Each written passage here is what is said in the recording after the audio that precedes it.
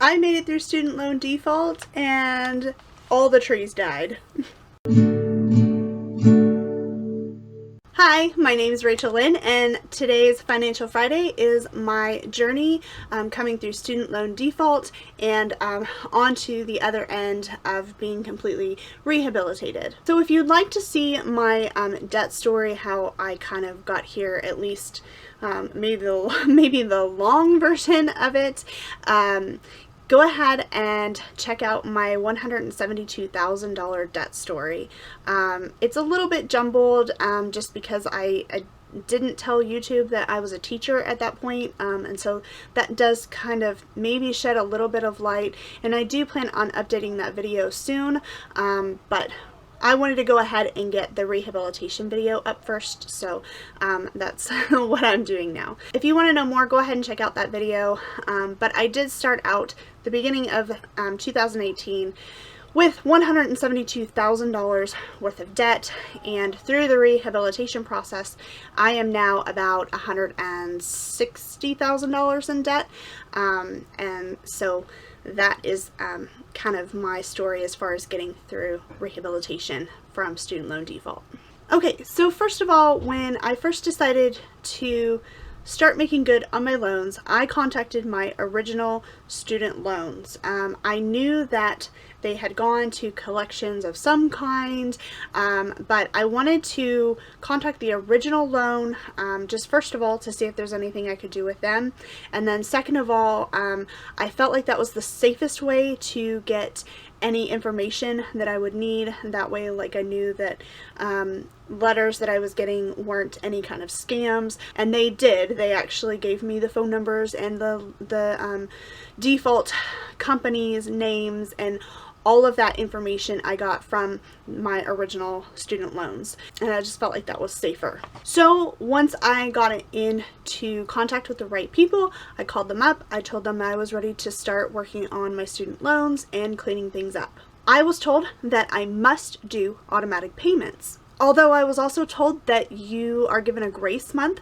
so you had to successfully complete 9 out of 10 months of making payments. So this actually tells me that either one of two things are possible. One, that maybe they give you a grace month like if you have insufficient funds in your account, or they do accept other forms of payment. Maybe you just have to push really hard for them.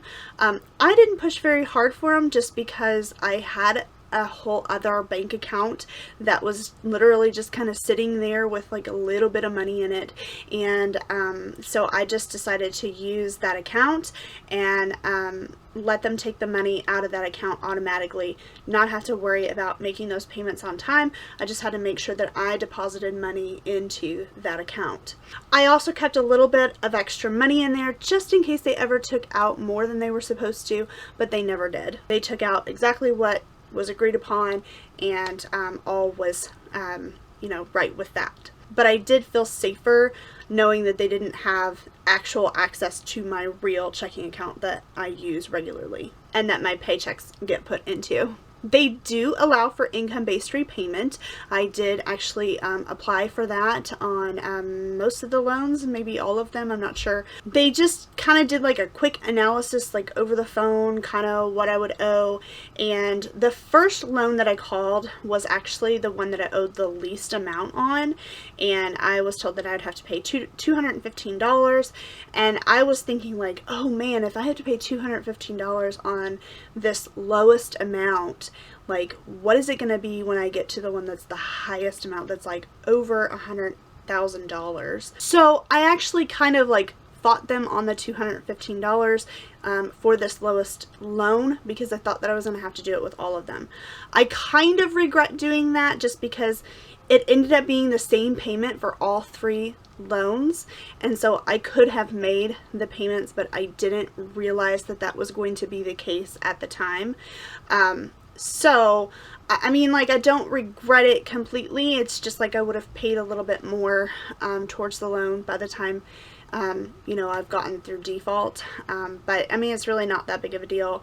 And so they do allow you to make reasonable payments, I would say. At least it was reasonable for me. If I wasn't living at home with my parents, I don't think I would have been able to make hardly any of those payments. But I did kind of ask about that. They had me submit a form that said what all of my costs were, main costs, and all of my bills and things like that. And basically it was kind of like submitting my budget. That was pretty easy for me because I had been doing a budget for a while, but if you have never done a budget before, they kind of make you do one. So that I found that kind of interesting. I mean, it's not completely detailed, and they don't count everything, but they do actually make you submit somewhat of a budget. So one of my loans had already been kind of approved for seizing my taxes. So they did take my tax return. That amount was actually applied to my account, but it did not count towards any payments that I made. Based on things that they were telling me when I was signing up for the default and what would happen like at the end of coming out of the rehabilitation process, I was very concerned that I was going to end up having to make double payments at one point. Just the way that they worded things, it just kind of made it sound like I was gonna have to like make sure that I paid all of my payments even after the 9-10 months were up. I would still have to continue to make payments to the default company until a new loan servicer had been found and had picked up my loans. However, this did not happen.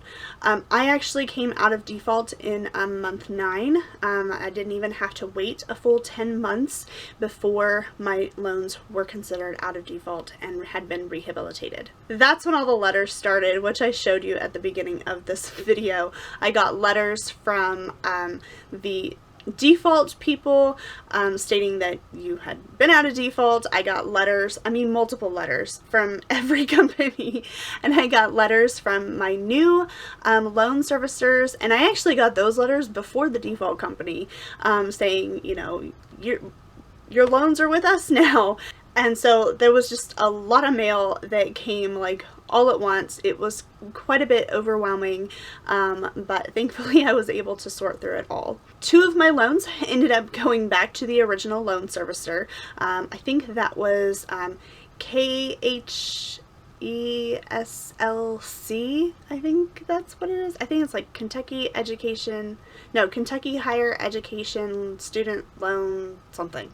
So I think that's what all that stands for.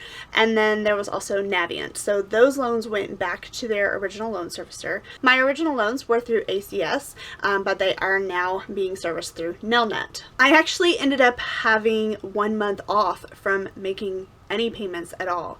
I did make a payment in October, even though I didn't have to, just because the payment was due like sooner in November than I was used to. I got the notice that I owed this payment, which was the same that I was paying when it was in default, and so I went on ahead and paid it just because as I like to pay bills as soon as they come in, just so that I don't forget.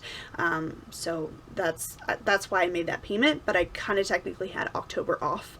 And then the other 2 loans, I actually had 2 months off from making any payments. Those payments are not due until December. And this actually was really great because my undergraduate loans were quite a bit different in payment as far as what I had to make. My undergraduate loans, which are the most, which are about $100,000, this is what my parents are actually taking on as promised when I enter college. I actually paid onto the defaulted loan as part of my rent, which I would have paid to my parents, but I just paid the loan instead of paying my parents because it was just about the same amount that I would have been paying for rent. Now with the loan amount going up, like more than triple, me paying my rent payment with anything extra that my parents can do, that they can do right now with my mom being really sick and just a little bit of uncertainty as far as medically with her and what they need to save.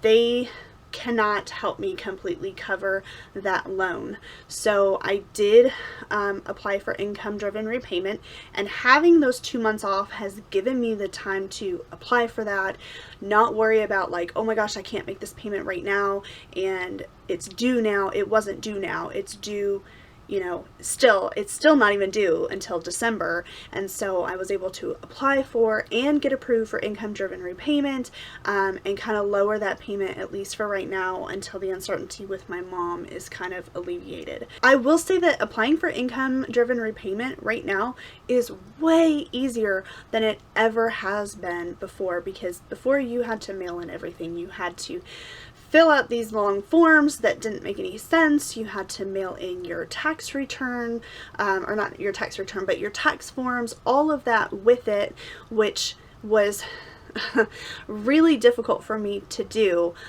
which is part of the reason why I ended up in default, because I couldn't make the payments, and I didn't apply for income-based repayment because of all of the red tape and hoops that I had to jump through. Just made it really difficult. It's actually very, very easy now. That is especially if you allow them access to your government tax information online, which I did just for the convenience factor. So I didn't pay extra on my student loans during this time. What I did is I saved. I saved and saved and saved and saved as much money as I possibly could to pay after my loans came out of default. So you're probably wondering, like, why wouldn't I pay extra if I could pay extra, especially if I'm just trying to get out of debt? Well, I was told early on in the process that a lot of the fees and things would come off of my loans once I completed the rehabilitation process. So I decided I didn't want to pay extra. I didn't want to accidentally pay these fees by paying extra and then not have as much come off at the end. I wanted to just pay what I was supposed to pay, and then let them take off what they need to take off once the loans are out of default. There was no official word once my loans came out of default as far as anything being taken off. However, looking at the total amount owed, a couple of the loans did drop in price dramatically of, you know, the principal balance. In the last few months, if you just compare what I owed, $172,000, now I'm down to like $160,000. There's no way I paid $10,000 in the last year. I don't know, because there was no official word. It was just kind of like, they don't give you any information while you're in default as far as how much it is. Like, if you want to know how much you still owe, you have to call them. Like, they don't give you a letter. The only letters that they send you through default is like, okay, you're gonna have this payment coming up, and that's about it. So it's almost like they're hiding the amount from you. I don't know, it's just weird. And then once they're out of default and you have your new loan servicers, then they're like, okay, you have this amount, and the amount on my principal seemed to drop a lot. I mean, it really is confusing, and they don't tell you, like, they don't tell you anything, and so like, you don't want to be in default. So while I was going through the rehabilitation process, I really just saved as much money as I possibly could to pay off loans once I came out of default. I have not paid anything yet. I'm actually waiting until I can pay one full loan in full. I did not do the typical, putting my loans in order. I kind of separated them more into, I have 3 different loans. One's my undergraduate loan, that's kind of my parents' loan, and then there's one $10,000, was $12,000, now it's a $10,000 loan, and then there's one that was a $60,000 loan that is now just under $50,000. And in that $50,000 loan, there's actually 6 separate loans. I never really thought about separating them until well into this process, and so I always thought of the $10,000 loan as my lowest amount and had planned on paying that first. I still plan on doing that just because that will knock out one whole payment that I can then snowball into the other 6, and then I'll take those out one at a time that way. I would feel better personally knowing that, like, instead of having to make sure that I'm making 3 separate payments, I have 2 separate payments that I have to worry about if I include my undergraduate loans. So it just makes more sense in my head, and I mean, I will still have a big win once I knock that one out, and I am this close to being able to pay it off completely, and I'm very much looking forward to that. Plus, I haven't paid it off yet just because, like with my car issues that I was having last month, I was kind of afraid that I was going to have to use some of that money to actually buy another car. So I was waiting, but my car worked out. It was a $1,500 payment, not buying a whole new car for like $2,000, $3,000, $4,000 and taking up all of that money. So I'm very grateful that I still have my car. So it is a huge relief being out of default. While you can only go through it once, I am now afforded opportunities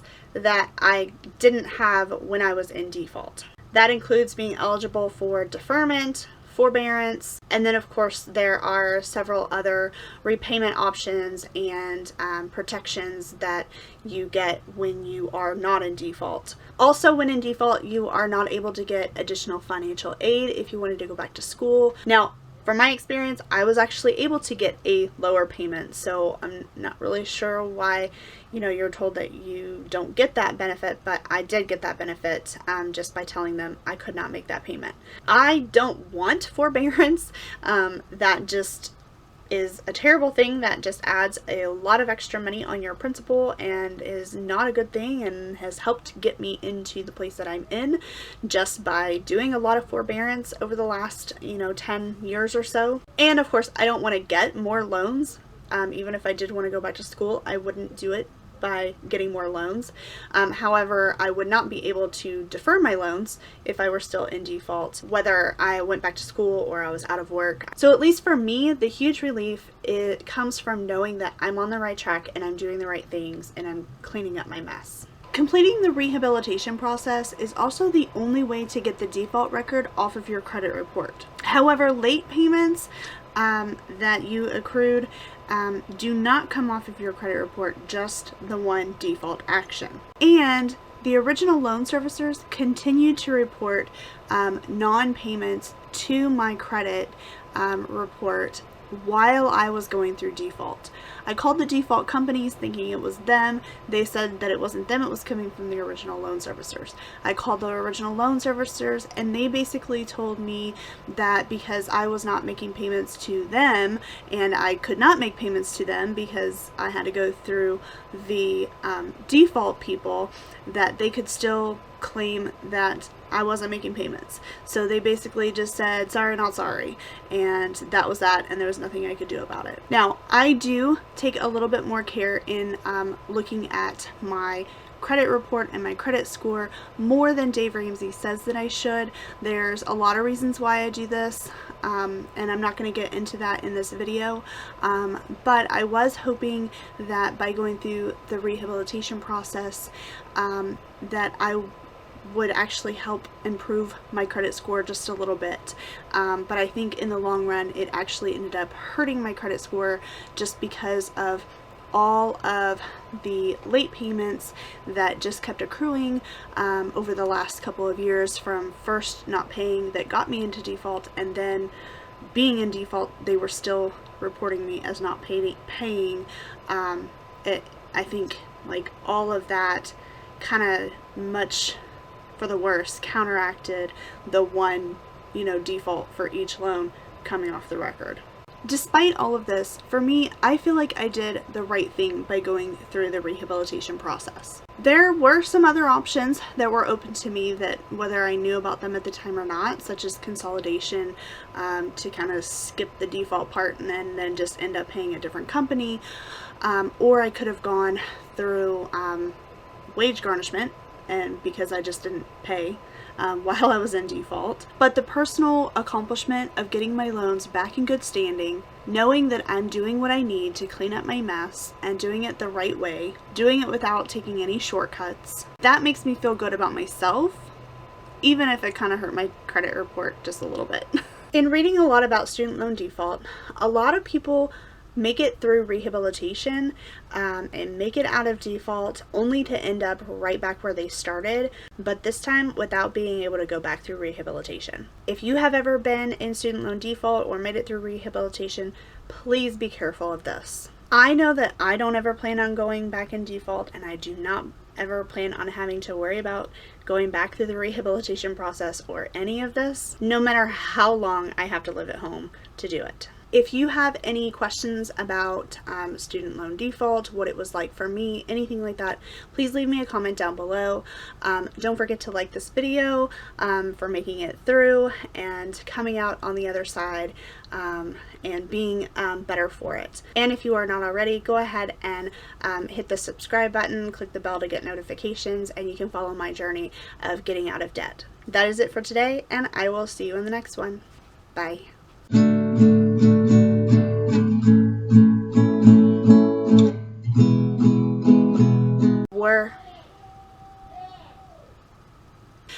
They